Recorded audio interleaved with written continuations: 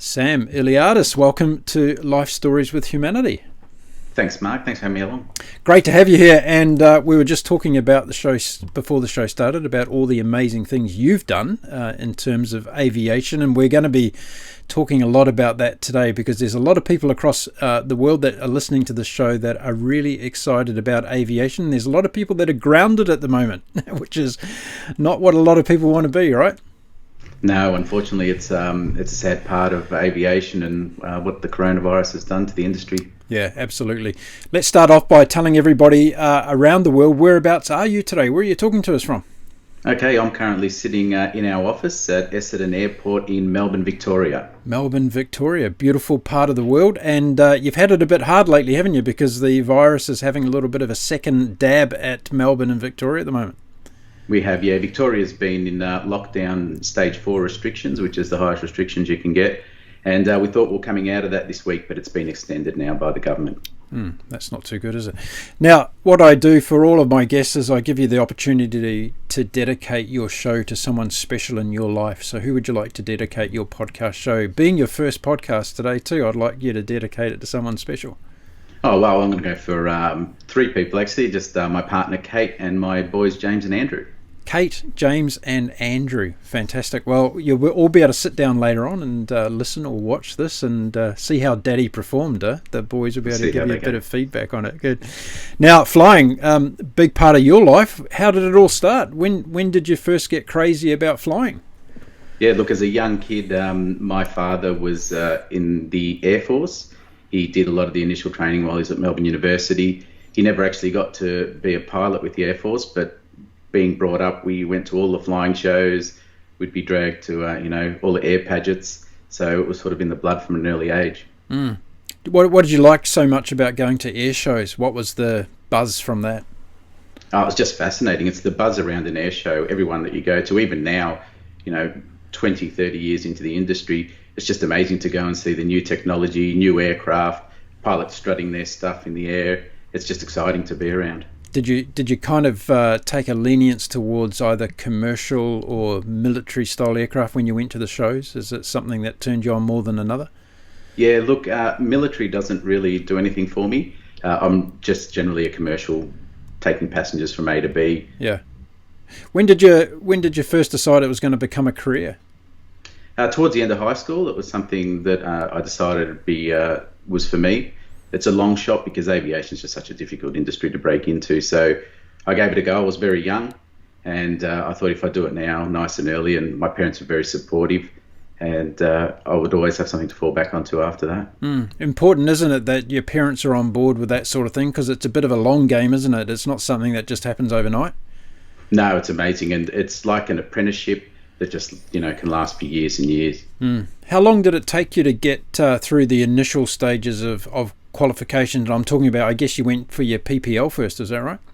Yeah, I did my PPL training straight out of high school, so I was still only 17 years old. Right. I actually got my private pilot's license before I was 18, so I was allowed to fly an aeroplane by myself around Australia, but I couldn't drive to the airport. Isn't that ironic? So yeah. What's the age limit in terms of getting your pilot's license in Australia, your PPL? Yeah, 17 years old, I believe, is still the restriction, or 16 to go solo. Okay, and those guys haven't talked to the Ministry of Roads about the car license yet, yeah? It's still the same. Well, it depends on which part of the country you live in. Some can get their license at 17, I guess. So what did you find about the most exciting part of actually getting your PPL? Do you remember the first time you went up with an instructor? Yeah, it's a little bit like when you get your license the first time and you sit there and you look across and there's nobody sitting there. Right. And you think to yourself, wow, this is me by myself now. So you're totally in command. But all of that happens a lot earlier as well because you go solo and you end up doing, before you actually got your private pilot's license, you've probably done about 20 or 30 hours of solo flying yourself anyway. Yeah. But the ability to then say, righto, I can now put my friends and family in this aeroplane and we can fly around Australia, we can fly around the world if we wanted to. Yeah. It's just an amazing feeling. Isn't it? It's there's just, I've been connected to the industry all my life as well, and the sense of freedom, whether you're sitting up the front or even sitting at the back of the aircraft, just knowing that, you can literally go from one side of the world to the other. There's nothing like it. Absolutely nothing like it. Yeah, and I've always said it's the best office in the world, isn't it, too, up there in the cockpit? So fantastic. What was the, going back to your solo in terms of doing your examination, what was the most terrifying part of that for you? Can you remember? Yeah, look, with everything, the test officer who does the test is always a guy that you don't want to be sitting in an aircraft with. So you've got the oral part of the examination, which starts, and you've got to be quite thorough, obviously, know your stuff. And then, of course, the practical side. And it's just as simple as making a wrong turn or wrong radio call or just missing something that you've done correctly forever that could knock you out. So that's always a daunting task. And that's with every test that you do with aviation following that. And were you praying for a nice, calm day when you were going to do your test? Did the weather gods shine on you? Look, the weather gods were pretty good, but it was quite a windy day when I did my private pilot's license. So there's a little bit more emphasis on crosswind landings at some of the airports that we went to. But other than that, it was a lovely clear day, and I was quite blessed. What aircraft type were you in for that day? A Cessna 172. Oh, right. Okay. Very famous aircraft for people learning to fly in, yeah? Would it be the most famous aircraft for people to learn to fly? Yeah, by far it's one of the most popular training aircraft in the world. Yeah, and why is that? What gives it such a unique status? Yeah, that's a good question. I think, look, it's the backing of Cessna. Cessna pushed it out into the industry, many, many years ago, and it's just a stable platform to learn to fly on. Quite a robust aircraft, which it needs to be at times, trust me. Right, okay. So, let's tap into that. Did you have any hairy moments during that process of learning to fly? Yeah, look, I remember doing the training up to my commercial pilot's license. I ended up taking my friends for a bit of a fly with me, and the weather wasn't great, but it was okay. And we got caught in a little bit of bad weather, which caused some hairy moments. And that was probably one of the scarier parts of my training. Right. We went through. Yeah. So would you say that learning to fly in airspace like Melbourne, where you've got such changeable climatic conditions, do you think that's better in terms of all the different things you go through to learn, rather than learning to fly in a place like, say, Singapore, where the weather's almost the same every single day, Yeah, look, every country has its challenges with learning to fly. The good thing about learning to fly in Melbourne, and particularly Essendon Airport, was I started learning to fly in controlled airspace on day one. So I didn't start at a country airfield where you didn't have any distractions of traffic or, radio calls with air traffic control. You were in it from day one. You had jet aircraft, you had helicopters, you had air ambulances. You've got Melbourne Airport, which is literally a 5-minute drive up the road. So you had 747s flying over the top of the airport. So you're always really getting into the thick of things from day one. And that grounding, I think, was probably one of the best things I could have done. Yeah, so going back, if you were to do it again, you wouldn't change anything by the sound of it? No, absolutely loved it. Yeah, right, cool. So if someone's out there watching and listening today, as I'm sure they are, and they're excited about perhaps going down the path of getting into flying, what would be a couple of early tips for them in terms of, just starting off? Look, starting at a young age is pretty good. Having youth on your side is great because it gives you a little bit of extra time to experience a lot of different parts of aviation.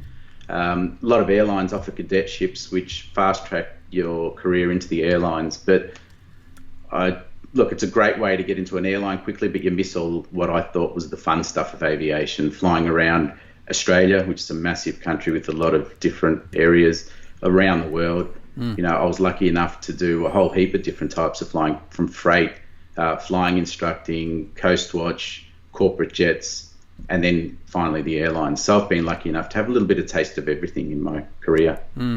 So is there an age limit on someone getting a PPL? How old can you be to actually start flying?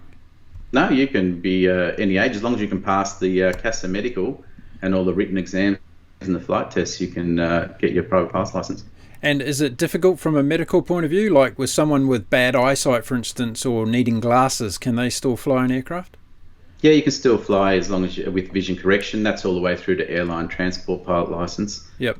Yeah. Okay, brilliant. So if you're out there and you're inspired by what you're hearing from Sam today, which I'm sure you're going to be, then get out and give it a go.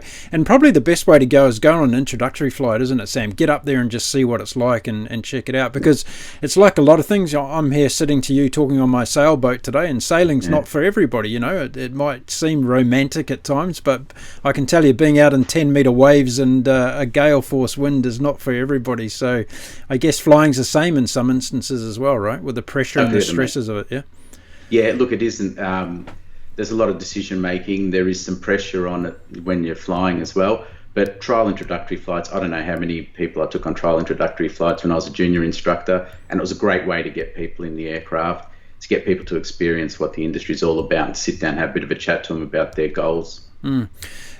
It's not that expensive to get into, is it, in terms of, the initial cost of renting aircraft and those sorts of things? Yeah, it is. It's actually quite an expensive hobby to have if you're doing it to PPL level. Yep.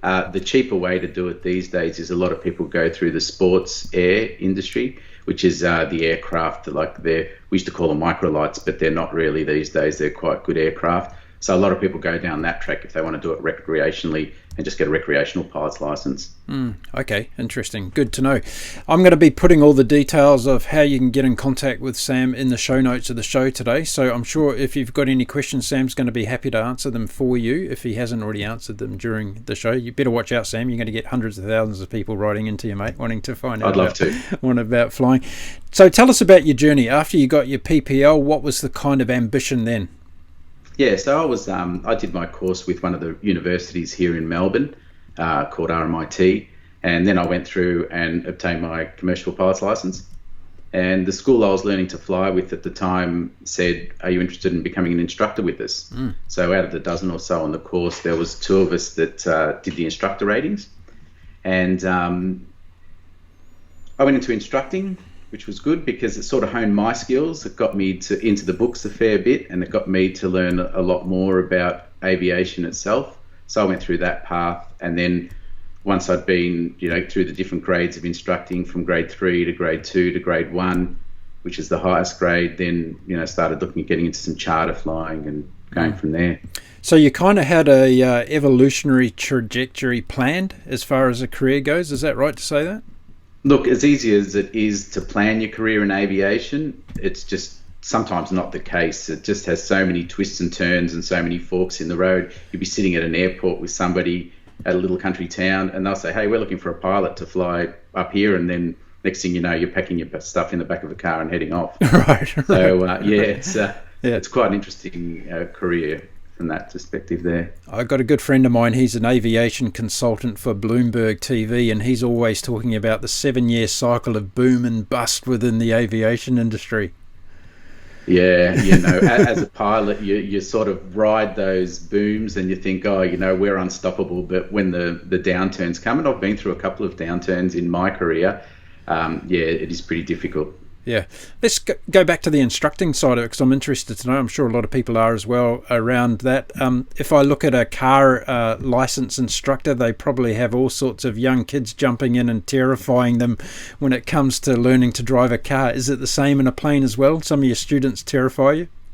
Yeah, there's been some interesting moments. Sometimes you sit there and you think to yourself, "Oh, goodness," But look, as an instructor, it's your job, and it's quite regimented in an aircraft. There's a simple handing over, taking over statement, and as soon as you say taking over, generally that student just drops everything and you're in control. It's all dual controlled in an aircraft, so everything that the student can do on the left hand side, I can do on the right hand side. Right. So that was your only saving grace there. Did you have any moments where you feared for your life through something really silly that a student did in the aircraft, or it didn't get that bad? We never really got to the point where we feared for our lives, but I've had when people learn to fly multi-engine aircraft, and you start giving them engine failures after takeoff, which is probably one of the most critical things you'll learn through your flying career. I had one student who quite heavily kicked in the wrong rudder pedal and just flipped the aeroplane up on its side within seconds, and we were pretty close to the ground, and there was a lot of swear words and hands and feet moving everywhere until we sort of got that aeroplane back up in the air and we're flying again. Did they go on to get their license? Yeah, definitely went on. Great student and still a great friend of mine. So is it a case, it's probably a terrifying moment at the time, but I guess there's a huge amount of things to learn through processes and near accidents that happen like that within flying, yeah? Yeah, a big part of flying is learning from other people's mistakes. There's, air crash investigators is a good example of the process that people go through to learn about how an accident happened.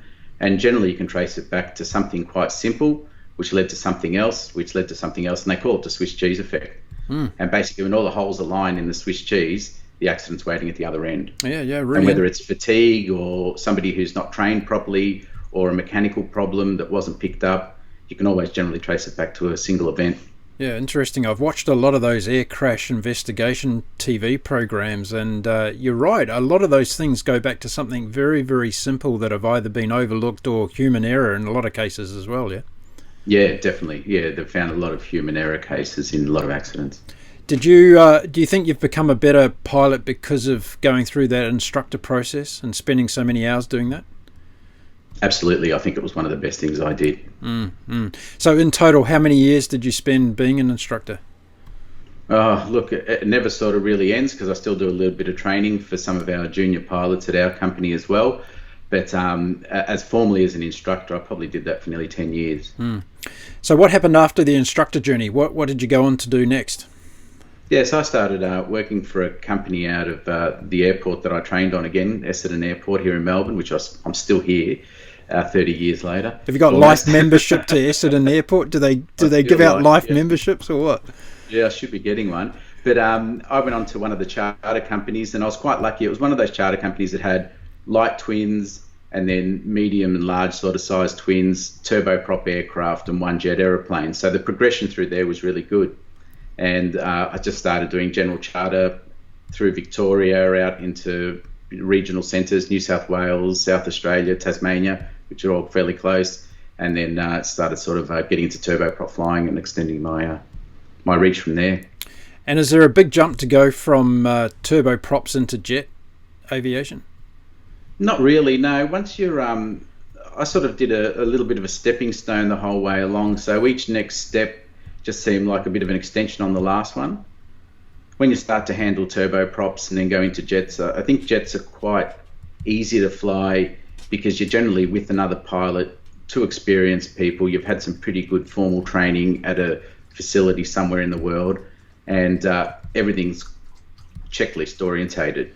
Right. You start at line 1 and you go through the line, whatever it takes to get that airplane up in the air, across the sky and land it at the other end and shut down. Yeah, right. And it's all quite full. So when you're by yourself and you're sitting in a twin engine aeroplane, it's the middle of the night and there's storms everywhere and you're making an approach into an airport somewhere in a regional centre in the middle of Australia, that's probably some of the hardest flying you can do. You've got charts on your knees and you're looking at everything and you're just trying to make sure that it's all working out right. Yeah, I wanted to share a little story with you today because I had an experience like that. I used to be in the logistics game, and back in the day when I used to fly between Sydney and Brisbane in a metro liner, the Flying Pencil, I think they used to call them. Yeah. And we had a couple of trips where it was horrendous. We got caught in a typical Queensland thunderstorm a couple of times, and it's scary stuff being in those little things at during those times, that's for sure. It is, and you've really got to have your wits about you, and that's when the pilots earn their money. The nice day where it's sunny and there's no wind and you take off and fly to the other airport and land and get out, that's all great. But it's when the weather's bad and you're circling above an airport and there's probably another 10 aeroplanes in the queue and ATC are busy, the air traffic controllers are trying to control everybody, and everybody's starting to run a bit lower on fuel, and people are starting to think about other options of airports to go to. That's when you're starting to really earn your money. Yeah, it's amazing, isn't it? Most of us sit at the back of the aircraft and we're kind of completely turned off to what's going on up front, and there's so much going into making sure, and safety is number one, right? In terms of, as a pilot, all you're concerned about is getting your passengers, or in some cases the freight, in the back of the aircraft to the destination safely and back on the ground, right? Yeah, that's correct. Look, I had a mechanical issue when I was with my airline flying, and we had to cancel the flight. We had to ground 400 odd passengers in Johannesburg, and we're at the baggage carousel getting our bags, and one of the passengers sort of strolled over and sort of, had a little bit of a go that she had to be back because she had stuff to do in Sydney. And I just explained to her, look, I need to be back home as well. I've got, a young boy whose birthday it is tomorrow. I'm going to miss that. I don't really need another night in Johannesburg, but I want to get you back safely, and you'll get back safely. It'll be a day later and you'll forget about it in about 2 weeks' time. Yeah. So, if you can bear with us, we're all in this together, because I guarantee you we want nothing more than to get everybody where they need to be at the right time. But sometimes we just have to do, what's safe for everybody. Yeah, calm head on shoulders there, that's for sure. I remember, but I was just thinking back to that metro liner time in that particular storm, and I was trying to make small chat with the pilot to keep myself calm, and he told me in no uncertain terms to shut up. He was busy doing what he had to do. So I learnt very quickly from that lesson. So after you did the turboprops, twin props, what did you go on to next? You obviously went into the airline industry, did you? No. So what happened is I was quite lucky. The Centenary of Federation, there was an air race that went between London and Sydney. And I was working for somebody at the time who wanted to actually enter the air race. And they did everything to get ready for it. Unfortunately, that didn't go ahead. But because we've been dealing with the air race organiser, they rang me up one day and they said, hey, we need to fly some medical staff and air traffic controllers and race officials along the race route. Are you able to help us out? And I was like, yeah, I'm ready to go. So all of a sudden here I was with a Piper Cheyenne, which is a twin engine turboprop aircraft, and basically 3 or 4 days later disappearing to London by myself to start this air race. Wow. And I'd never really left Australia before that, so it was quite interesting. Just getting there was amazing. Yeah. And then doing the whole air race back, it was just one of the best experiences in my life. Once in a lifetime. It is, yeah. And I was gone for about a month and a half. I went to places that I've never been to again in my life, some quite interesting places, and met some great people along the way. And when I got back from that air race, I was lucky enough to secure a position on a Gulfstream 4 as a first officer for one of the Melbourne families. Right. Flying them. Let's talk about the air race. Sounds fascinating. So how often does this air race happen? Is it a one-off thing? Has it happened before, or? I think there was one back in the 30s. Okay. You weren't around for that one? You weren't participating in that one? No? Just missed that one. Yeah. There was one, obviously the start of Qantas was off the back of an air race where the two founders of Qantas begged, borrowed and stole some aircraft off a farmer in regional Queensland, and they got an aircraft and they flew that across the world back to Australia, and I believe they won the air race, and that was how Qantas started. Oh, right. The prize money. Okay. So the last one that I've heard of, there's always air races, but I haven't heard of one that size. And, with the way the world is at the moment, I don't know when you could do something like that again. Yeah. So did this have huge commercial backing, this air race? Was it, sponsored and advertised and broadcast and all that sort of thing? Yeah, look, it was sponsored. The state government and the federal government spent a fair bit on sponsorship. We had Channel 7 along, had a film crew that were with us. There was heaps of companies that sponsored individual aircraft of the race participants. Cathay Pacific sponsored one of the aircraft that was in the air race. So, it was huge. Something I'd love to do as a podcast is broadcast live from an air race across the world. That'd be super cool. That'd be fantastic. Yeah, brilliant. So what were some of the highlights of the air race? Tell us about it. Where did you go first? How many times did you have to go down? Did you have to go down a lot for fueling and stopping over? Yeah, we did. The air race started in Biggin Hill in London, which is a historical Spitfire base. Yeah, absolutely. So that was day one. We went from there down to Corfu in Greece. And then into Crete after that, and then it got quite interesting. As beautiful Greece is, we went straight into Egypt, and a couple of places in Egypt, Hale in Saudi, which was amazing. We met the head of Saudi Arabian Airlines there, and then through the Middle East, out through Dubai, and into Oman, up into Pakistan, through India, and then down into Myanmar, which was just fascinating. Down through Asia, through Thailand and Singapore, and then to snake our way through Australia. I think the highlight for a lot of the people, the international entrance, might have been Birdsville. Right. on the way through, which is Right. right in the middle of Australia. And the most thing that's famous for is a horse race and the aircraft that fly into that horse race. Yeah. And then the final part of it was actually a flight from the Gold Coast down through Sydney Harbour. Right. And one of the race entrants, which was an amphibious aircraft, actually landed in the water out the front of the Opera House. Wow. How many entrants were there in total in the race?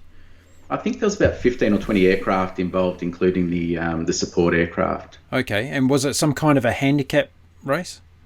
Yeah, it was. I think you had to dial in a time as an entrant, and with that time, you had to work out what time you'd get to the next facility, and that's how they worked it out. They had timers in the aircraft and Right. ATC times. Yeah. What an incredible journey. I guess flying over all those different kinds of airspace would have been something new and unique to you as well, yeah?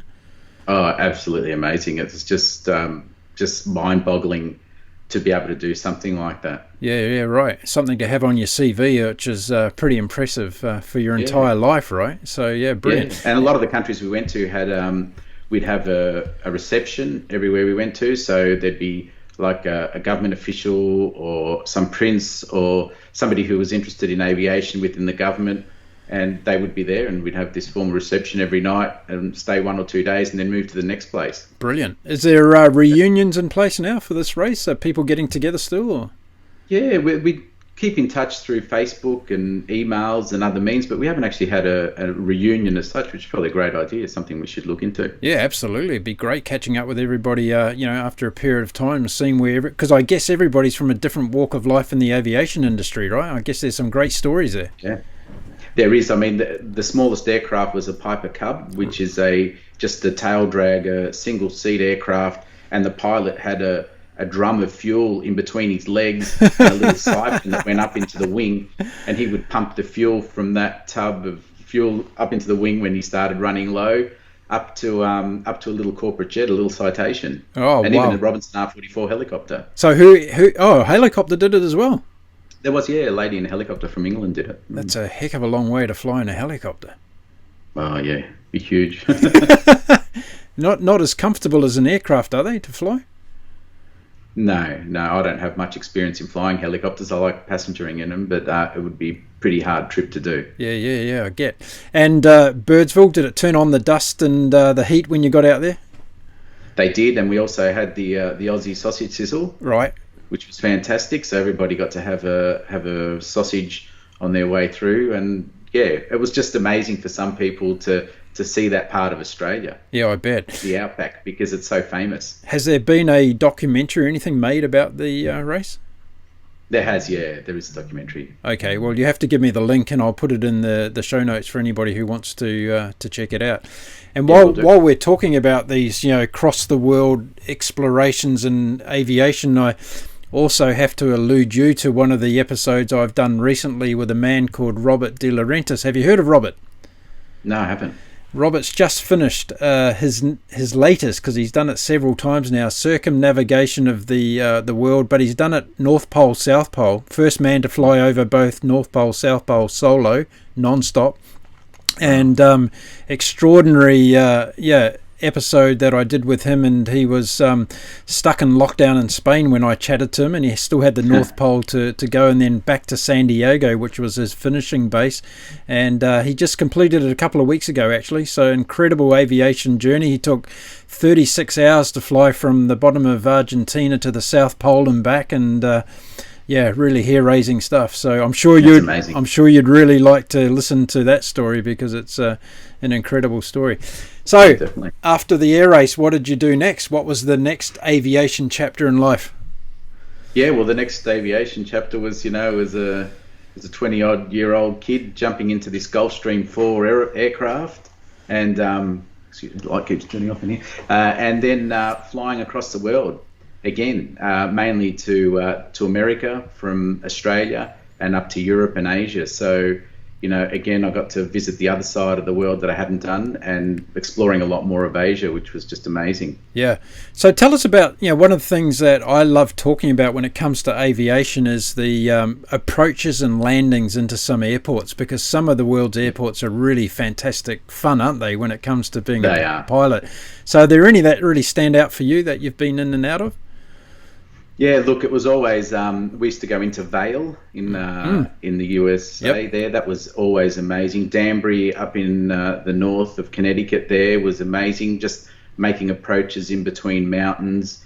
Anytime landing in Sweden in the snow, some of the little towns up to the north there. Yep. Just every single airport has its own little thing. Flying down the Hudson River and landing at Teterboro in New Jersey, with the Statue of Liberty on your left-hand side and Manhattan on your right-hand side.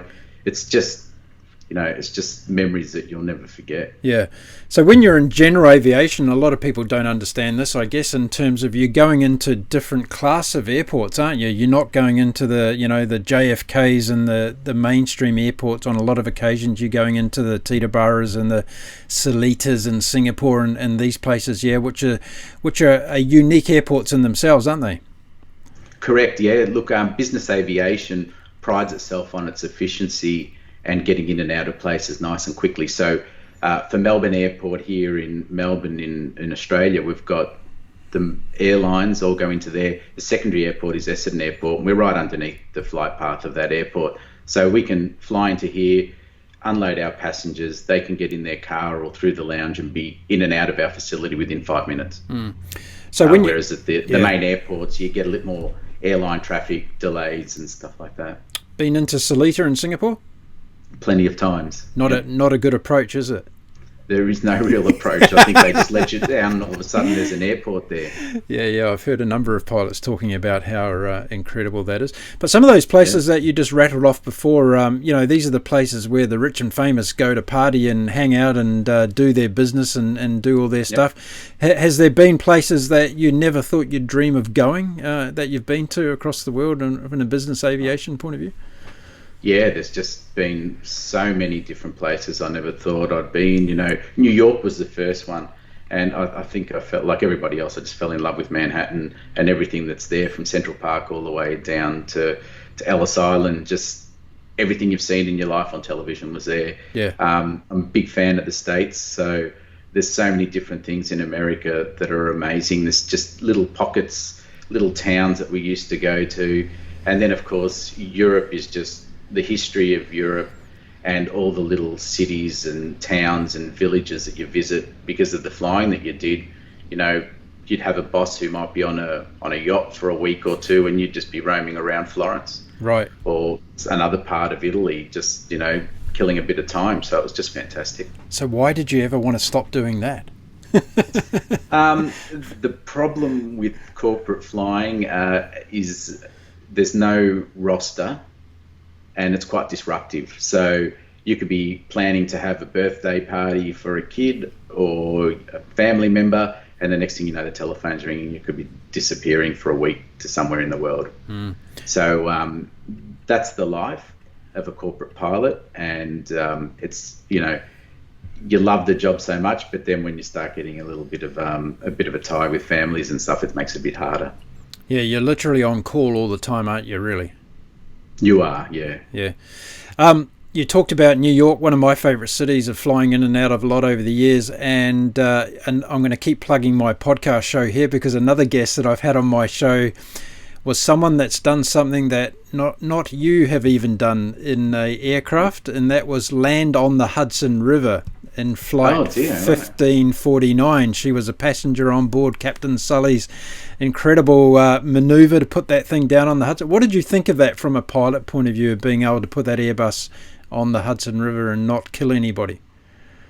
Look, it was just an amazing effort any way you look at it. Everything about those situations is a split-second decision. And once you make a decision, you've got to follow it, good or bad.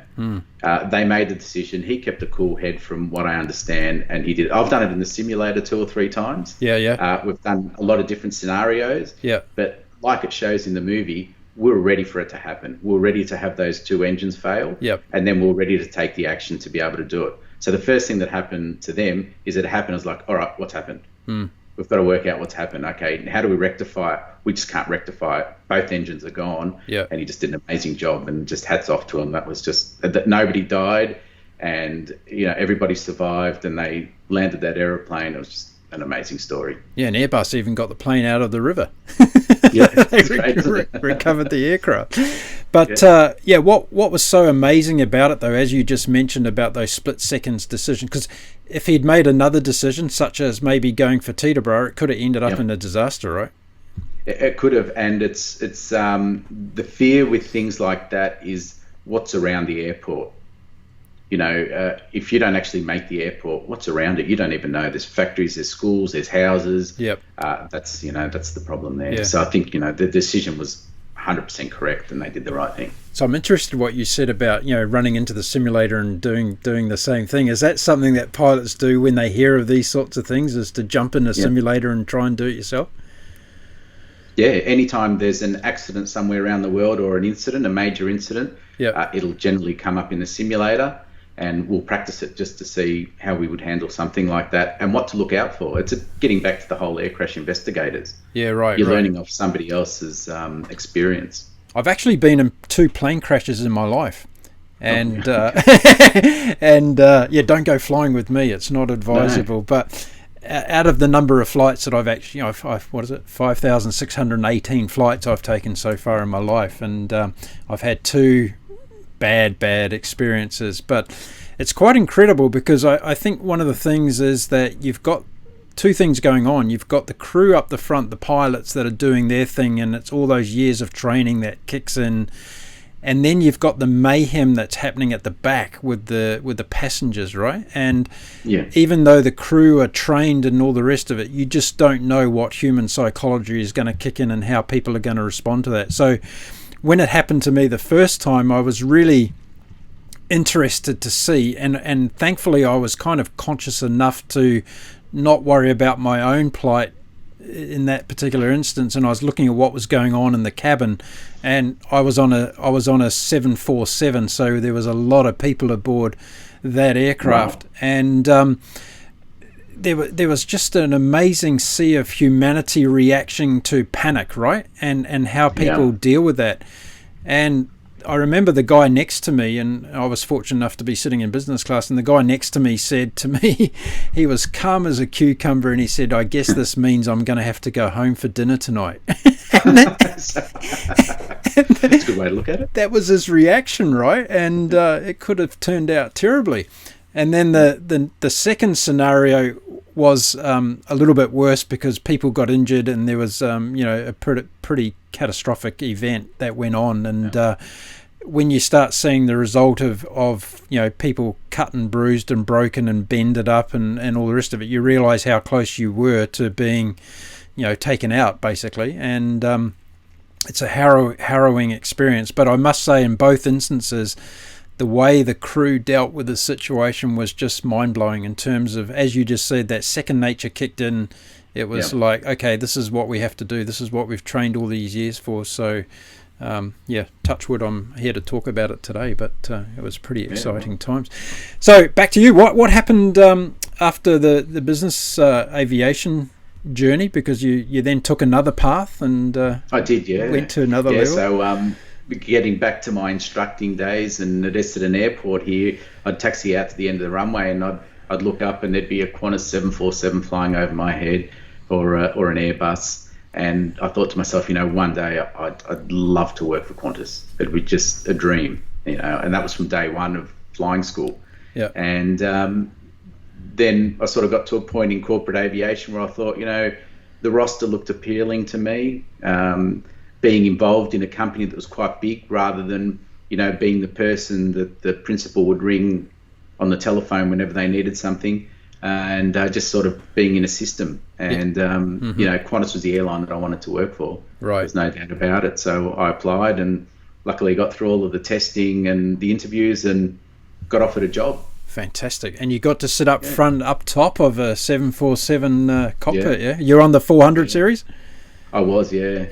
Still one of my favourite aircraft, isn't it? And it doesn't matter. I guess it doesn't matter whether you're a pilot or whether you're a passenger on those things. They're just such a phenomenal aircraft. I'm a Kiwi, as you can probably tell, and I left New Zealand a long time ago aboard a Continental Airlines DC-10. That's how old I am. Oh dear. And we shook, rattled and rolled our way from Auckland International across to Sydney, and the first thing I wanted to do after I got off that flight was to get on a 747 because I'd never get on a DC-10 again. It's amazing what a great aircraft they were, and it's a bit sad now to watch them all getting flown to the desert at the end of their life cycle, but still one of the best put together aircraft, I think. So from a pilot's point of view, I've heard a lot of 747 pilots talk about it being such a phenomenal aircraft to fly. Is that something that you can attest to as well? Definitely, absolutely. Why is that? Look, I just think, it's sort of, by the time it got to the 400 and now the 800, it's an aircraft that evolved, and Boeing consulted with the pilots, and it was a pilot's aircraft. They designed this aeroplane to get 400 odd passengers across the world. But felt like you're flying just a light aircraft. It was just amazing. Does that happen a lot in the aircraft manufacturing game? I've worked alongside Airbus and Boeing before, but I'm interested to know your point of view in terms of all the other types of aircraft that you have flown in your career. Is there a lot of consultation going on with pilots' feedback and how to evolve the aircraft? There is. A lot of the manufacturers spend a lot of time, getting surveys from pilots and speaking to them. When I've been involved in the purchase of corporate aircraft, which I still continue to do to this day, we have a lot of communication with manufacturers. What are people looking for? What do they want to do? Is it longer, faster, bigger, wider, quieter, cheaper to run? So we're quite involved in a lot of that. And the airlines are exactly the same. Boeing and Airbus do that as well. So was there anything unique about the 747-400 in particular that stood out from a pilot point of view? Was there something that when you sat in that cockpit you thought, yes, I feel at home here? It's like, something really unique? Well, when you say feeling at home, the cockpit was so big. There's four of us up there. We had our own bathroom. There was one crew rest in the cockpit and then a crew rest at the bottom of the upper deck. But it was just everything about it. It just felt like the right place to be. Yeah, right. It's an amazing airplane. And flying that aircraft into what particular airport was a standout for you? Bringing that big bird into Heathrow? Was that a route that you did? Was that a route that you did? Yeah, we definitely did Heathrow into Frankfurt, Johannesburg, and then Japan into Narita, and then across to JFK and into LAX a fair bit, and then we did South America as well. Right, Buenos Aires and Santiago. Yeah, okay, fantastic. So you've had some. Yeah, it was a good network. Yeah, I bet it is. So okay, a good healthy career at the Flying Kangaroo, and then what happened next after that? Well, while I was involved, I was flying at Qantas. An student of mine who'd started his own aviation business was interested in getting together with me, and we started to get involved a little bit with a charity that was involved with kids' cancer. It's called the Koala Foundation, and we're at a function one day, and I was talking to this oncologist at the function, and he said to me, "Oh, look, I've got to get going because I've got to drive to one of the regional centres here in Victoria," because he had to treat some cancer patients the next day. I said, okay. I said, what time does your flight leave? He said, oh, no, I'm not flying. There's no flights that sort of match up with what I'm doing, so I'm going to drive up there. Oh. And I thought to myself, I said, wow, how can they let somebody who's this valuable to the community jump in a car and drive up one of the freeways to this regional centre? I just thought it was bizarre. So, talking with the people who were running the charity at the time, we started to come up with an idea of maybe we could fly them there. And we didn't have an air operator certificate or anything like that. What we did is we begged, borrowed, and stole an aircraft off one of the local business owners here, and we said to him, look, this is what we plan to do. We had some great support, people that were chipping in fuel, pilots that were flying the aeroplanes at their cost. I was doing some of the early flying as well, And, we started flying the doctors, and then it changed to flying some of the kids back into Melbourne to do their surgery and their chemo treatment. Fantastic. So getting into that philanthropic world in terms of, getting something like that, and excuse the pun, off the ground, when you do it the first time, everybody's on board. They see it as a great thing that you're doing in terms of giving back and making a difference. But how do you take that into a sustainability model where you can do it time and time again? Yeah, so what we did is we had the aircraft, and once we had the aircraft, we applied for an air operator certificate, and we started with that one aeroplane. Once we had that one aeroplane, we started getting contacted by other people that we knew that had aircraft that said, "Oh, look, can you manage my aircraft?" And all of a sudden, the next thing we knew, we had the second jet and the third jet. Then all of a sudden, we've got a dozen odd aircraft under management now, and it's just a massive charter company. And then that allows us to do the philanthropic side. Yeah, fantastic. So it really worked together, didn't it? It all came together. It did. Yeah, fantastic. And did you find that there were a lot of partners that wanted to jump on board because of the nature of what you were doing? It was amazing. The support from the people that wash aircraft on this airport up into the people who I'd flown for in the past. Everybody was on board, and they couldn't help us. Even the airport itself has been amazing, and still are to this day. Essendon Airport Limited, which is owned by one of the large trucking families here in Victoria, just been amazing. So people listening in today, Sam, how can they support that activity of the foundation? I'm going to put all the details in the show notes today, but what are some of the things that you're looking for ongoing support? Yeah, so the foundation's evolved now. We went from kids' cancer into the endocrinological side of medicine. It's an area of medicine that isn't supported by anybody. So what we're doing now is we've got a foundation. We're funding a nurse at the Royal Children's Hospital here in Melbourne, and that nurse is tasked with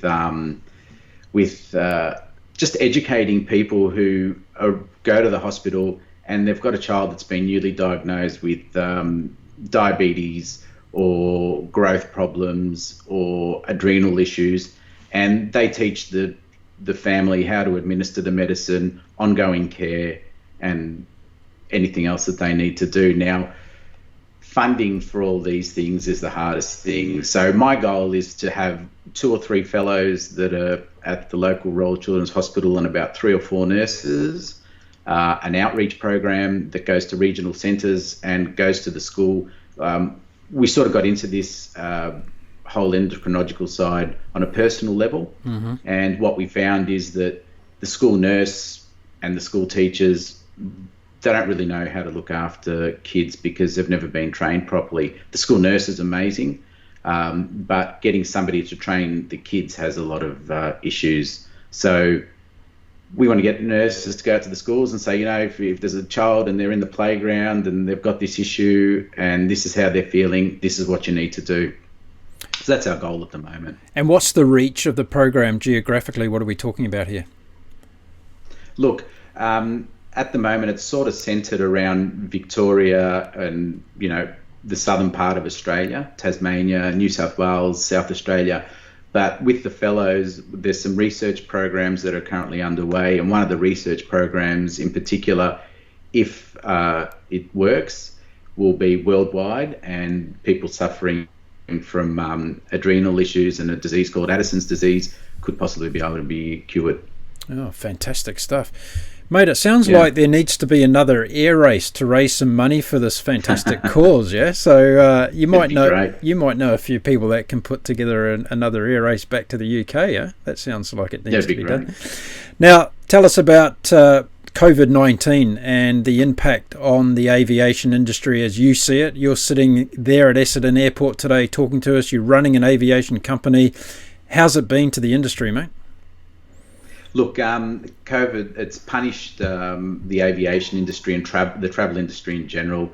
The biggest, from your travel agent all the way up to your airline pilot, have all been affected. I got stood down from my flying duties in April this year with my airline flying, so I haven't done any flying there. I've had friends from around the world, companies like Emirates and Etihad, that have been just outright sacked, lost their jobs, lost their whole lifestyle. Baggage handlers, engineers, catering staff, your local travel agent who's been running their own family business for 20, 30 years, basically have no business at all. So COVID has been huge for aviation. And we must talk about, the mental and psychological impact of this, because it's a huge thing when you're used to being up there at 35,000 feet every day, and it is a very specific lifestyle, isn't it? You're flying across the world, you're interacting with different cultures, and then to be grounded, so to speak, and then to lose your job on top of that. And I know there's a lot of people out there that have lost their job, not just in the aviation sector, but it really does add another dimension to it, doesn't it? When you're put in one space and you've just lost that thing that you're used to doing every day. Yeah. Look, for a lot of people, the airline and the charter company, it's not just a job, it's your life. It's a different sort of industry. It's not like you go to your office job, you clock on at 9 o'clock, and at 5 o'clock you pack everything up, you close your computer and you go home and it's done. With aviation, it just never seems to stop. Whether you're meeting a friend that you haven't met for years at a hotel somewhere across the world in the lobby and then end up going out for dinner, or whether you're helping passengers get to their destination for a good event or a bad event, it really becomes part of your life. And I think a lot of people are suffering from not being able to do that. And some of them never to be able to do it again, but didn't have the chance to go out with one last flight or one last journey or one last experience. They've just, lost their jobs and never to go back to it again. So I ask you to get the crystal ball out. What do you see is going to happen in terms of we slowly come out of this? And I'm not going to use the words going back to normal, because I think the world's going to be a different place as we move forward. But in the aviation sector, what do you see as being some of the critical success factors in the next steps of getting back to some kind of reality? Yeah, the reality is going to be people supporting tourism, and it's everybody deciding, okay, we've been stuck inside now, we've been stuck in our houses for ages, we're going to get on an aeroplane and we're going to go within our own country, or we're going to go overseas and just kickstart the industry again.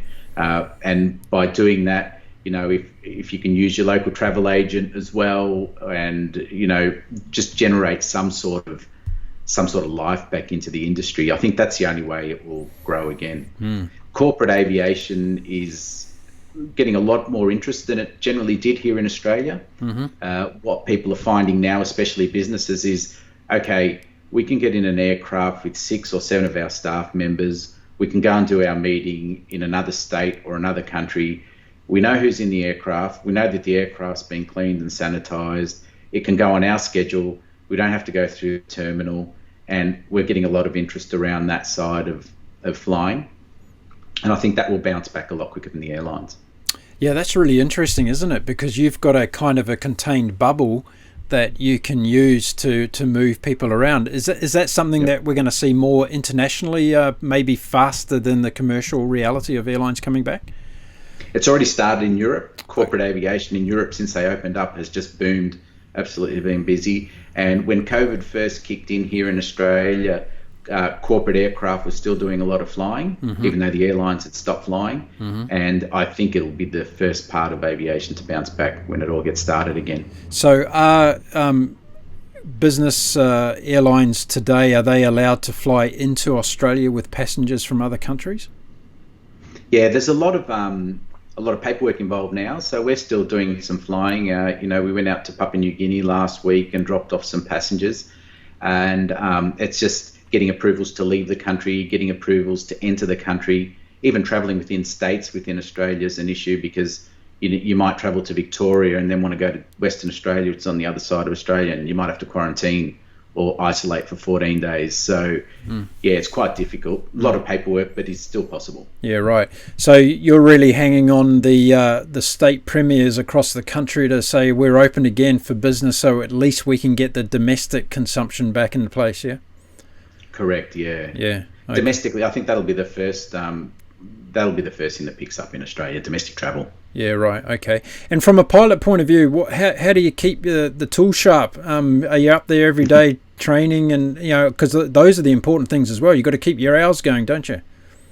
They are. Look, so what we've done with our crew at my company is that we take them out and do training flights every couple of weeks just to keep them current in the aircraft and current on everything. Make sure the aircraft are all still working properly, and it's pretty good because the owners that own the aircraft that we operate are on board with that, and they're happy for us to do it. And then, of course, we utilise simulators where possible to keep people current as well. Yeah, glad you talk about the equipment, because a lot of people listening and watching today won't understand what happens to aircraft when they sit around and they do nothing.